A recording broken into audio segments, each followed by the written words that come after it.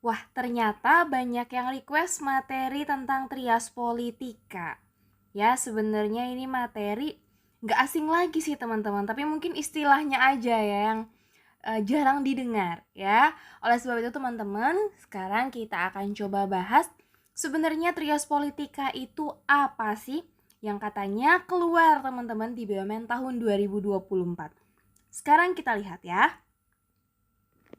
Oke, apa itu trias politika?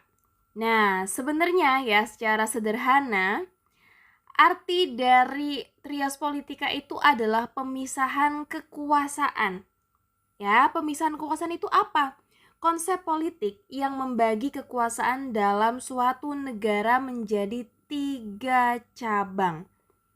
Nah, hal ini ya menjadi ide ataupun konsep yang membuat pemerintahan berdaulat harus membaginya menjadi beberapa cabang. Jadi nggak terpusat teman-teman ya, untuk menghindari kekuasaan negara yang absolut.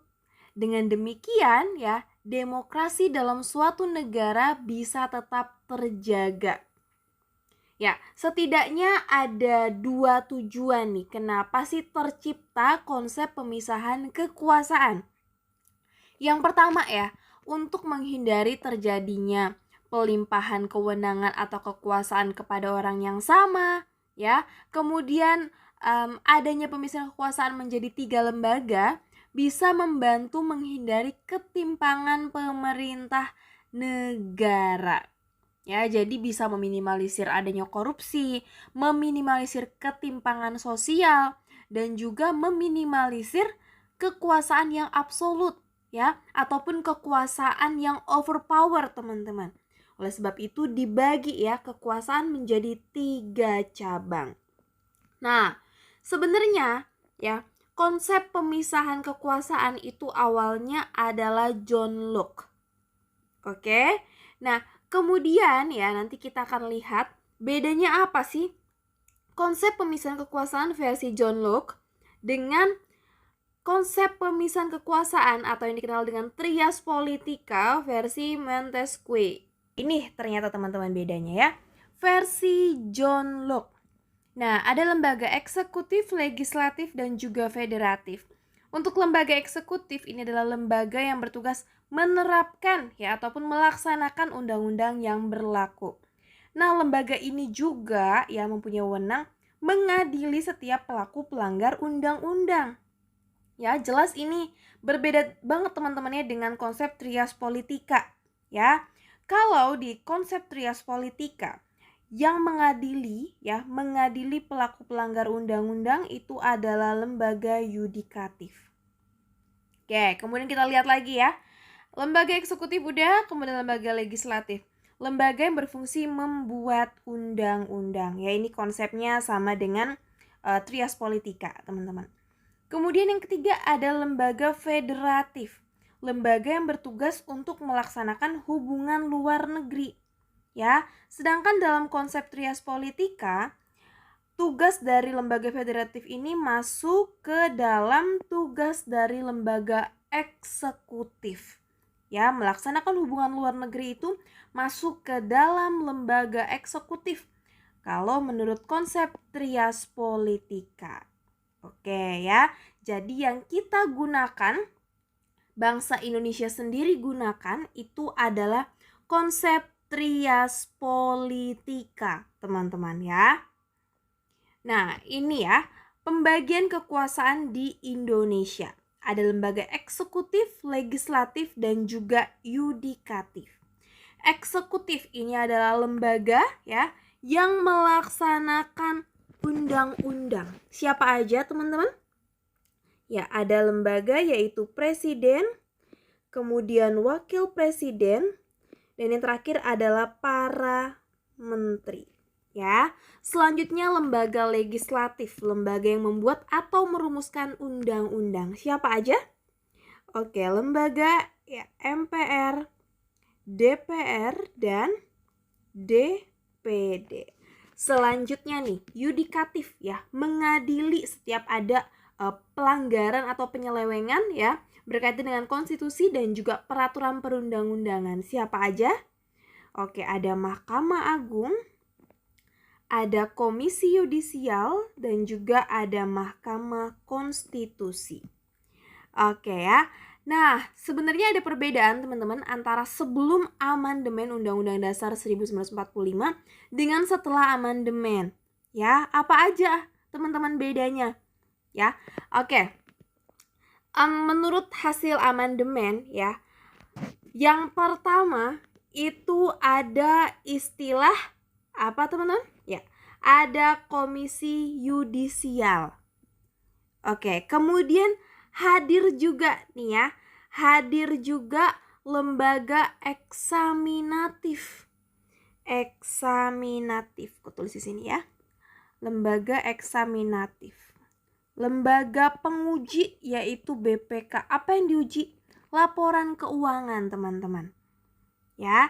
Nah, inilah yang membedakan ya dengan negara lain nih karena adanya lembaga eksaminatif. Oke ya teman-teman, ini patut untuk teman-teman pelajari. Ya, kita akan lihat apa sih tugas dan juga wewenang dari masing-masing lembaga negara ya menurut Undang-Undang Dasar 1945. Tapi sebelumnya aku mau ngingetin ke teman-teman bahwa adanya trias politika ya, itu agar mencegah terjadinya overpower. Ya, sebenarnya ini berkaitan langsung juga teman-teman dengan sistem check and balances ya, sistem saling mengawasi dan saling mengimbangi. Jadi dulunya itu kan MPR ini lembaga tertinggi. Ya, tapi sekarang sudah tidak ada istilah lembaga tertinggi. Ya, kedudukannya itu sejajar, teman-teman. Oke, kita lihat tugas dari MPR ya. Mengubah dan menetapkan undang-undang dasar, melantik presiden dan atau wakil presiden, hanya dapat memberhentikan presiden dan atau wakil presiden dalam masa jabatannya menurut undang-undang dasar. Kemudian ini adalah tugas dari Dewan Perwakilan Rakyat ya. Banyak persetujuan yang dilakukan oleh Dewan Perwakilan Rakyat. Contohnya ketika presiden menyatakan perang, kemudian ketika presiden membuat perjanjian internasional lainnya, ya, Perpu, RUU APBN, pengangkatan calon hakim agung, bahkan anggota Komisi Yudisial itu harus dengan persetujuan Dewan Perwakilan Rakyat. Nah, selain itu juga Dewan Perwakilan Rakyat memberikan usul memberhentikan presiden dan atau wakil presiden ya. Ketika pengangkatan duta, penempatan duta, pemberian amnesti abolisi ya oleh presiden itu harus dengan pertimbangan DPR, teman-teman. Kemudian DPR ya selaku lembaga legislatif ya, mereka lah yang membentuk undang-undang. Dan mereka juga yang memilih anggota BPK ya, lembaga apa teman-teman? Eksaminatif, penguji ya, penguji laporan keuangan. Nah, fungsi DPR menurut Undang-Undang Dasar 1945 mencakup fungsi ya, LAP teman-teman. Kalau disingkat ini fungsi LAP ya, LAP. Legislasi, anggaran, dan juga pengawasan. Legislasi apa? Ya, membentuk undang-undang yang dibahas dengan presiden untuk mendapat persetujuan bersama. Membentuk undang-undang ya. Kemudian fungsi anggaran, menyusun dan menetapkan APBN bersama dengan presiden dengan memperhatikan DPD. Kalau ya tidak mendapatkan persetujuan bersama, maka ya RAPBN yang digunakan itu tetap tahun anggaran yang lalu, teman-teman ya. Jangan lupa. Kalian bisa buka lagi Undang-Undang Dasar 1945-nya ya.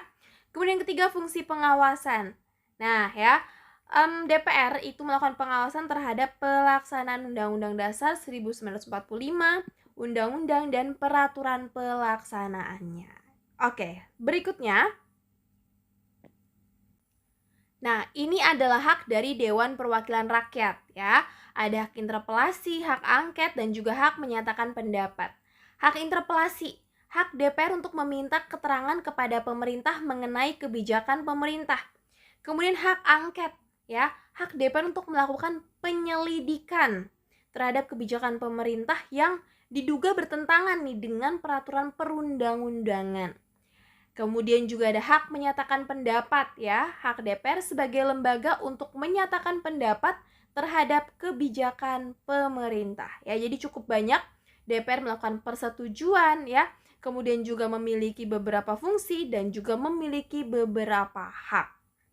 Ya, ini adalah tugas dari Dewan Perwakilan Daerah atau DPD ya, mengajukan, membahas dan melakukan pengawasan rancangan undang-undang yang berkaitan dengan otonomi daerah, hubungan pusat dan daerah, pembentukan dan pemekaran serta penggabungan daerah, kemudian pengelolaan sumber daya alam dan sumber daya ekonomi, perimbangan keuangan pusat dan daerah.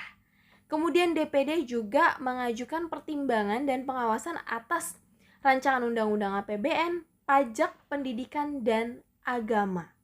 Ya, selanjutnya memberikan pertimbangan kepada DPR dalam pemilihan anggota Badan Pengawas Keuangan. Nah, kemudian sekarang kita masuk teman-teman ke lembaga yudikatif ya, lembaga peradilan. Ada Mahkamah Agung ya, mengadili pada tingkat kasasi, menguji peraturan perundang-undangan di bawah undang-undang terhadap undang-undang, dan mempunyai wewenang lainnya yang diberikan oleh undang-undang, serta memberikan gerasi ya dan juga rehabilitasi ya, memberikan pertimbangan. Oke ya, tadi kalau yang memberikan itu presiden ya, tetapi atas pertimbangan dari Mahkamah Agung, teman-teman. Kemudian ya, ada Komisi Yudisial, mengusulkan pengangkatan hakim agung dan mempunyai wewenang lain dalam rangka menjaga dan menegakkan kehormatan, keluhuran martabat serta perilaku hakim. Nah, ini yang cukup banyak juga tugasnya ya, Mahkamah Konstitusi. Ketika berkaitan dengan pemilu, ya pasti ujung-ujungnya ke Mahkamah Konstitusi nih ketika ada perselisihan ya. Mengadili pada tingkat pertama dan terakhir yang putusannya bersifat final untuk menguji undang-undang terhadap undang-undang dasar. Nah, beda ya dengan tadi Mahkamah Konstitusi. Ya, menguji peraturan perundang-undangan di bawah undang-undang terhadap undang-undang. Ya, kalau ini undang-undang terhadap undang-undang dasar. Ya, kalau Mahkamah Agung tadi peraturan perundang-undangan yang di bawah undang-undang ya terhadap undang-undang. Beda ya, teman-teman.